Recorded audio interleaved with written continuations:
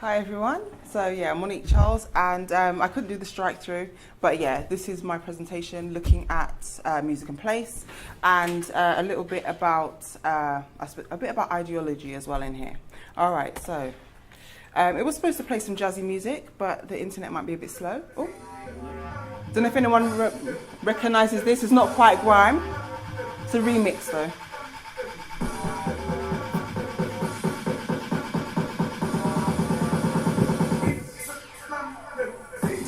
Does anyone remember the original It's a London Thing garage track? Yeah? All right, okay. All right, so that's basically the argument that I'm putting forward. I'm putting forward the argument that it's a London thing, all right? So if we look at some of the origins of grime, it's emerged in the noughties, so the 2000s, established as a known genre with the mainstream hit Oi by More Fire Crew in 2002. This is what Reynolds' work has found. It is a male-dominated genre, or at least it was. It's still male-dominated, but it's changing now. Some of the, I suppose, sonic characteristics about it would be obviously spitting or spraying bars, the oration, rapping, if you want to think of an equivalent, or Jamaican toasting as an equivalent. It's categorized as 140 BPM. I mean, grime can vary, but that's one of the things it's kind of known for. It had other names, 8-bar, Esky Beat, Sublow, and it was eventually named grime. Some called it grime or grimy, referring to the bass lines inside the scene, but the label stuck once people outside labeled it that, and there was a bit of issues around that anyway. All right, but that is how it's kind of arrived at its name. It's a DIY genre, and it's a DIY genre because there was easy access to, I suppose, low-end technology, so people could actually make things on PlayStation, polyphonic ringtones, all that sort of stuff. All right, and famous artists that you may or may not have heard of: Dizzy Rascal, one of the first main ones to kind of cross over. Tinchy Strider, not so much now. Lethal Bizzle or Lethal B, godfather of grime, Wiley, even though he says that he's Esky. Obviously Stormzy, Skepta, Boy Better Know, that sort of thing. All right.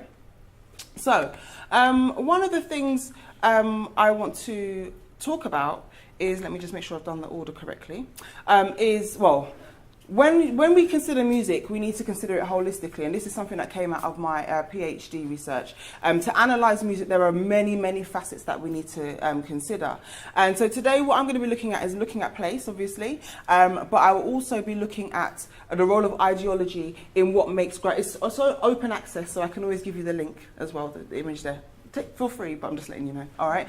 And the ideology that kind of formed around genre. Ideology forms around all different types of genres as they come into being anyway. But why I want to kind of explore why it's presented as an East London thing as opposed to just a London thing. All right, let's go back this way then. Okay, so I just want to show you a short clip. Alicia Dixon saying feel the bad girl bass on remixes. I can't hear ya, I can't see ya. We are the battle. It's his birthday party, St. Valentine's Ball. He's absolutely smashing it. Oh, let's go on now. They're bad boys. We're doing it again. Then it starts to get a little bit darker, a little bit moodier. And then people, instead of kind of being more uplifting, they had this kind of like more sinister vibe to them. Producers started giving dark music. I'm not responsible for what they give. I just have to join on what they were doing. And when the beats are dark, it gives me that other feeling, you know what I mean? To rap a different way. And what the kids that followed us took it the wrong way. They basically just took the full dark. They didn't want anything sing song. How that happened was because more MCs came about, and MCs wanted instrumentation to tell the lyrics over. Remember, it was before the grime scene, so there was no platform for an up-and-coming MC except the garage scene or the hip-hop scene. The hip-hop scene wasn't really big, the UK hip-hop scene, so it was the garage scene. So all the young MCs were jumping on garage to make garage tune and trying to get in the clubs and rear. So our scene got flooded with it, and like it would have been okay if everybody, like, if people were careful about what they said. We all live in society, we understand that, you know, a lot of the time something that comes along that is very new, current, fresh, needs a lot of fear inside the community that have already been there. We changed the industry, and that's why there was a lot of jealousy involved, because a lot of MCs have been in the game longer than us. They turn older these days. this in 1 year. Hello, mate, goodbye, in and out. Now, it's that level where within 1 year we've got from underground to the top of the Box Awards. Platinum album. It's not like a night, a rave, a scene that's doing well, you do a regular thing every Saturday night, and then younger generations coming through and maybe taking some of the piece out of your pie. You're not going to be too happy about it, are you?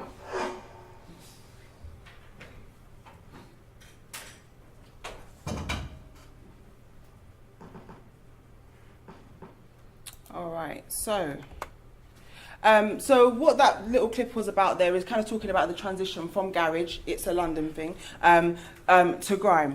Now, for those of you old enough who were raving back in the day, you know, garage was very much, you know, quite melodic, sing-song, aspirational lifestyle kind of thing. Flyers would have, you know, beautiful women, champagne lifestyle, designer clothes, all that sort of stuff. And the younger people, the youngers that were coming up, they weren't really allowed to enter these raves, or they were kind of met with scorn, okay? And garage was more highly produced in the studio, but grime, people could just start to do things on their phones. So you kind of had that kind of more rougher, lo-fi sound, okay? So grime is has always had to kind of fight its corner. That's kind of the message that I'm just trying to kind of get out at this particular point in time. So it's always had to fight its corner and define itself on its own terms. And this is something that has followed it since it kind of came to be and was able to kind of distinguish itself as something different. So when we had songs first coming out once garage became grimy garage and then became grime, you know, some of the songs that early on, we don't make garage, this is grime. They were quite forthright in I suppose, arguing or articulating that they make something else and it is their own. Okay, so in my research, one of the things I naively went around saying was, yeah, it's an East London thing, you know, when I was presenting. And anyone from South London here? Anyone from South? No? Okay, all right. I'm not from South, but South London would always stand up and want to make it known that no, it was not a East London thing. It was something that was happening all over the place. So, for example, one of the people that I interviewed who was actually responsible for, and my interviews took place 2012, 2013, one particular person, the first one here, he was, he's a South Londoner. He was responsible for taking the garage sound to the kind of grimy garage sound that fed into the grime sound. And so this is what he said when I asked him. He said, so the grime thing, I didn't hear about it until 2003, so that was 2 years later. But in between that time, you had this song, and I think this song was the next big thing. And that kind of spearheaded the whole East London route, because this artist, which I can now say is Lethal Bizzle, wasn't a part of a clique, so to speak. Yeah, the crew were there, but they weren't part of this crew or that crew, so bigger East London crews. They were just outsiders, and they got a top 10 record. So what he's basically trying to say here is, you know, when people kind of crossing over into the mainstream, were crossing over into the mainstream from East London. Okay, so he says, so that's what spearheaded the whole thing for East. We're like, as in people from South London, what? How could these any man come in? And that's what happened. That's why crews started turning up. Like, yeah, do you know what I mean? They all got signed, they all got top 10. We can. Do you know what I mean? That's what happened. They all want to follow suit. So he's saying, and I know that this particular person I interviewed, they actually worked with people from East London, from South London, from other parts of London, making music that contributed to the grime sound. And even when grime was being made, was still involved in making music, okay? So this particular person was from South London, and they said, this is the MC. No doubt, my crew, we bust the whole grime scene after a particular other crew. We bust the whole grime scene in South London because we had this station. That was our station. Yeah, this person ran it from their friend's mum's house. Okay. As soon as I started to get big, an East London person got in, and after that, it made it more harder. No one, and then just to kind of reiterate the point, I always like to include this. This person said to me, no one thought about embracing the architecture of the scene and where it comes from. You get me? How can it be 2013 and you, meaning me, are doing it now when I was MCing in 99? Okay. So it's been. This, I suppose, obviously this has been going on for a long time. People have kind of been MCing on garage tracks, turning it eventually into grime, and at least in an academic context, there's very, very little interest. It's changing now, which is good. Okay, so one whenever I presented earlier in the early stages, South London would always stand up. They would always make themselves known. Garage kind of started, it has been located to South London Elephant Castle, but South London always want to stand up and say, you know, we were the first, or we were involved just as much. And people I also interviewed spoke about having extended family members in different parts of London. And so the example that one of them said to me is, you know, when you were younger, you know about Tamagotchi. I don't know if any of you guys had a Tamagotchi years ago. Yeah, you know, I'm not from the same area as you, but you know about Tamagotchi because, you know, you probably found out from your cousin and, you know, that sort of thing. So there was that kind of talk that was happening as well. So the person was saying to me, of course I knew about it. My cousin from West London knew about it. My cousin from North London, you know, people knew about these things. And then some of the people I also interviewed, when they were kind of, you know, wanting to spit bars and clash, or clash with other people, they would travel to different parts of London to clash, as in cipher or, you know, that kind of thing, all right? But there were problems, at least lyrically, if you were trying to rep your ends, because it meant if you represent your ends, it's almost as if you're representing your ends, but you're willing to do this for your ends. So people kind of steered clear from that, from the people that I interviewed anyway. But they would travel to different regions to kind of clash people, crews from over here and over there, that sort of thing. Okay, so, you know, a lot of the kind of journalistic stuff, at least in mainstream newspapers and things, would document it as an East London thing. So this is just an example here that I always tend to use. So at least when I'm writing about grime, I tend not to write that it's a East London thing, because, I mean, even some of the people I interviewed that were in pirate radio stations, South London, North London, you know, different places. So yeah, it wasn't necessarily just an East London thing. So, yeah, so we just need to pull up, right? Because this is grime.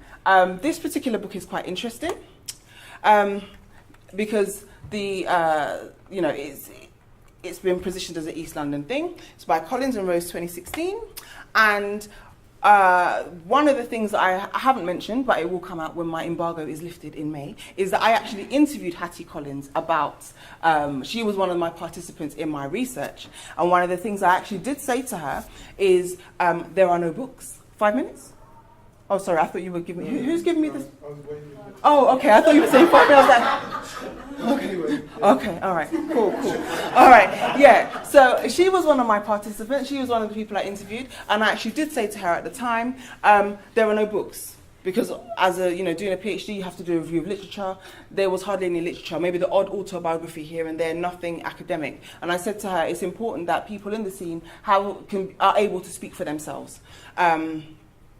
And so, obviously telling her this, she produced a book where people were telling things as it is, which is quite coincidental, as we both kind of, my PhD came out 2016, her book came out in 2016. But I think one of the other arguments, I suppose I didn't necessarily introduce it fully, is it is important for the grime scene, I don't know how it can work fully, but to actually see the value of academia. With the whole ideology of having to fight your corner and fight for your position, and you manage to build a scene, you know, you are kind of, you might be a bit guarded to letting outsiders in. For me, some of the people I interviewed, they might have just thought, oh, I'm like a sister, I'm like a cousin, so it was okay. But it's important that if we're going to start to, if you want to call it curate knowledge, we do it ethically. I don't know how, I mean, obviously academia at least tries to be ethical and tries to give a balanced picture. And so there is definitely a partnership that needs to take place between people in the scene and academics. My approach to research is, as Paul Gilroy told me, is an anthropological liberatory approach. So you allow people in the scene to actually speak for themselves. So at least once it gets to courses and it gets to being spoken about, it's actually the people that are speaking these things. But it's also ensuring that the research is, all right, these are my mates, so I'm going to make a story about what they want to say without actually looking at the wider context. Okay, but obviously it's still a good thing because it's raised awareness. It's provided a resource for anybody that's interested in studying it now. It fulfills my objective of people connected to the culture documenting it, because that's something I have continually said. But it does a disservice to the overall story by silencing other voices, even though South London is always standing up. You know, books or more things are being produced, but people always seem to kind of allude to the idea of East London to make themselves seem more grimy. So at the moment, I know that there's a PhD studentship at the moment that's looking at black culture, and you can study or do some work in East London, for example. And this one here, I don't know if you know Unseen Flirt, Jeffrey, his name slips my mind at the moment, but he stayed there whilst he was writing his book. So there's a lot of that kind of thing going on, and we don't want to kind of, as academics, we have to make sure that we're not feeding into a myth. We are actually representing what is there. So objectives. So that O around the This Is Grime is supposed to be the O of objectives. All right. So, primary research gives the researcher and the participants power to relate information and knowledge. So that is something that, well, it's essential in the work that we as academics do, and working with people that are embedded, living every day in the scene. Robin Kelly, he speaks about knowing authentic culture before entering the field to conduct research, and talking about how it can have an impact on the findings. So although I do want academic research to kind of become involved in documenting the culture, that's the kind of phrase I was banding around, and I now actually see people using that phrase now, is ensuring that there is at least some connection, some kind of cultural or social capital to actually be researching it. Otherwise, you're kind of doing a colonial exercise, so that's just something to bear in mind. And the researcher gives participants a voice, or respondents a voice. You have the power to give the voice or take it away, make sweeping generalizations that don't reflect what is being researched. So there is a danger. There is a danger of an academic speaking on behalf of a group of people, or a danger of those in the scene possibly wanting to close people out and telling a story that isn't truly reflective. So it's about kind of working together to ensure that the right kind of information is there so it can actually be disseminated. So in conclusion, I have found that audiences are can be resistant. By audience, I mean those embedded in the scene, can be resistant to evidence-based research. I am happy that Alex is doing some work around this, because this isn't necessarily the main focus of my research. But whenever I have said it, it's a London thing. The East Londoners now, first it was South when I say, oh yeah, East London, and now I'm saying, well, actually it's a London thing. So no, it's East London. It came from the Pembroke estate. They really, really are invested now because this narrative is here. Those researching should have some kind of cultural capital embedded, connected to the embedded experience. And I suppose some of the resistance is connected to the hard-fought battles at the beginning, do it on your own terms, very DIY, that sort of thing. And sometimes, as an academic, I find that my position could be undermined as unknowing, and my academic skills are not necessarily seen as valued, or they're a bit wary about what I'm trying to do. I think that may be changing. There might be some more panels, people having more panels and discussions, but I think the connection between the two could really be beneficial for ensuring that it is understood long term. And yeah, so longevity in the academy, for it to last, to be there for as long as we study Mozart, it needs to be, we need to kind of work together. So, that's it.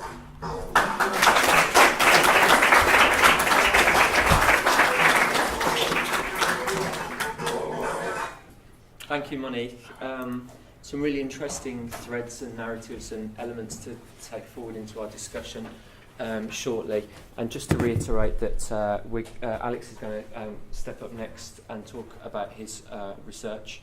And then we are going to have a discussion, which I'll prompt with a couple of questions and then throw it out to the group. So just a brief introduction. Thank you again, Monique, for that.